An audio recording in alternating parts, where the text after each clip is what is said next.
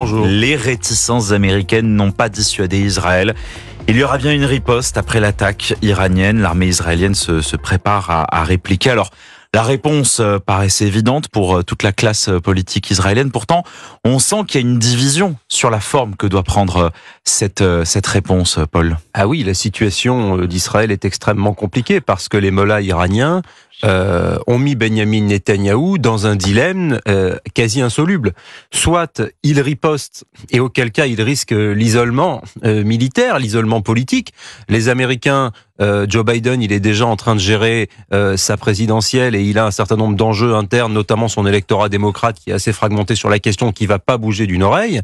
Ça, c'est la première option, donc isolement militaire pour Benyamin Netanyahou. Ou alors, il va effectivement à la désescalade, et aller à la désescalade, ça peut sonner comme un aveu de faiblesse, et on va dire, ça sonne comme une défaite, et Israël, face à cette attaque de l'Iran, baisse la garde. Donc dans les deux cas, si vous voulez, il y a beaucoup à perdre. Mais si Israël va à la riposte, alors bien sûr, il faut voir de quelle façon. Je n'imagine pas une riposte, si vous voulez, de la même ampleur et de la même nature que l'attaque de l'Iran, à savoir 300 et quelques drones et missiles balancés sur le territoire iranien. On peut imaginer des attaques ciblées, etc.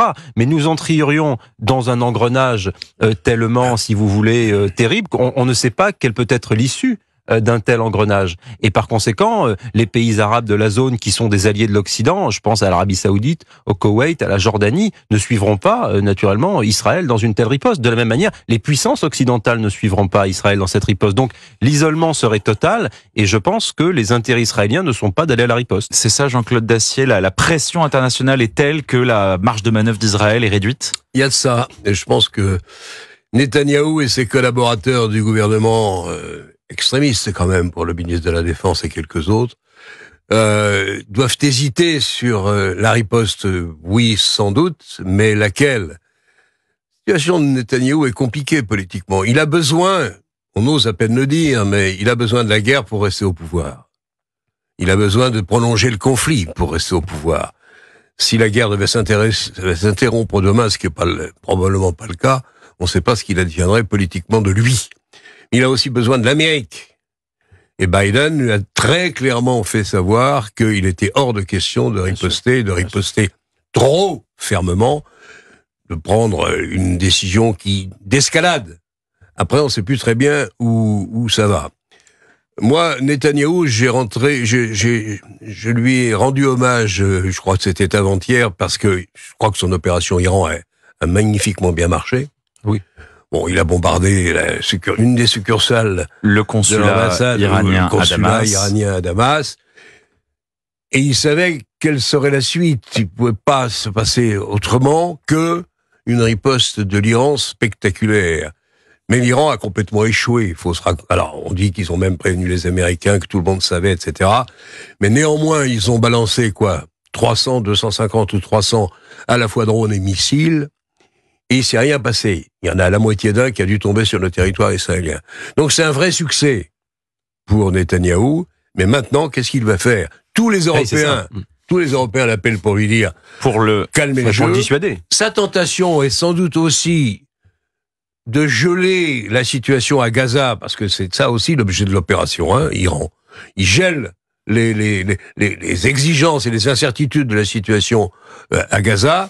Et puis il détourne l'attention, il éclaire plein feu, il regarde, il essaie d'enclencher un mouvement compliqué en Iran. Justement, quelles sont les réponses possibles d'Israël à l'Iran? On va écouter les 3 scénarios envisagés par le spécialiste, le général Jean-Paul Paloméros.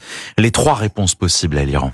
Une première riposte qui serait des attaques cyber pour désorganiser en quelque sorte l'Iran. Ça a été fait par le passé. J'y crois pas trop, ce n'est pas assez visible, ce n'est pas assez concret pour la population israélienne. Deuxième élément, ce serait des frappes contre le Hezbollah, allié de l'Iran. Ça, c'est plausible parce que c'est directement lié à l'Iran sans avoir les répercussions d'une attaque directe sur l'Iran. Troisième scénario, c'est évidemment d'aller frapper en Iran. Là, il y a des sous-scénarios, soit des bases qui abritent les moyens qui ont été envoyés contre Israël, ou alors là, ça serait vraiment l'escalade la plus forte, ça serait les attaques contre des sites nucléaires iraniens. C'est pas totalement impensable. Mais on voit quand même que les Israéliens ont le choix. Bien sûr, oui. Enfin, le troisième scénario, il est quand même l'Iran est à 3000 km sans l'Amérique.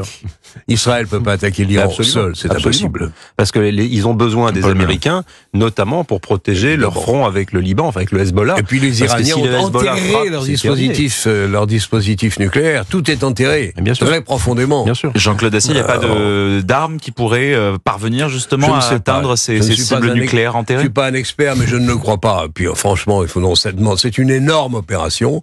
Et puis je suis pas sûr que politiquement Netanyahou soit prêt à franchir le pas. Il a envie de se faire l'Iran. C'est l'incertitude pour lui et c'est politiquement tout bénéfice pour lui. Sauf que c'est pas simple à faire et qu'il est déjà engagé dans une situation très compliquée à Gaza. Et je parle pas de la Cisjordanie. Il peut peut-être pas ouvrir de nouveaux fronts, effectivement, avec ce qui se passe à Gaza. Mais bon, on se rappelle qu'il n'avait pas attaqué le 8 octobre. Il avait pris son temps. Et là, le chef d'état-major de l'armée israélienne dit on se prépare. Ils ont tout intérêt à prendre leur temps. On a bien posé, effectivement, toute la complexité de la situation. Il est difficile pour Benyamin Netanyahou de jouer les va-t-en-guerre et de dire comme ça, eh bien, on va aller frapper des cibles stratégiques sur le territoire iranien, sachant que ça dégarnirait un certain nombre d'autres fronts, à commencer par celui avec le Hezbollah, qui, sans l'appui stratégique et militaire des Américains, est une opération qui est rendue impossible. Ensuite, sur la victoire du Dôme de Fer dont parlait Jean-Claude, je suis d'accord, c'est une prouesse extraordinaire, c'est 280 avions de combat, Israël, donc 100 de plus que la France, important de le noter là aussi, donc une défense aérienne de très haut niveau, la coalition qui a aidé. Maintenant, moi, ce qui m'inquiète un peu, c'est que l'Iran n'a pas envoyé probablement ses meilleures armes. Un certain nombre de spécialistes disaient aujourd'hui et hier que l'Iran en avait encore beaucoup sous la pédale, si je puis dire, et qu'ils avaient en arrière un certain nombre d'armes beaucoup plus performantes que les missiles ou les drones à $2000 qu'ils ont envoyés, qui, pour avoir été interceptés, ont dû être interceptés par des missiles de très haute technologie qui, eux, ont coûté extrêmement cher. Donc, les Iraniens jouent avec les limites, testent leur capacité de défense et œuvrent principalement à intimider l'adversaire et à montrer à l'Occident que c'est une grande puissance militaire qui peut être extrêmement déstabilisante pour la zone. Certains experts pensent que, en fait, l'Iran a gesticulé. Jean-Claude Dacier, on prolonge le débat, ce sera juste après le rappel des titres.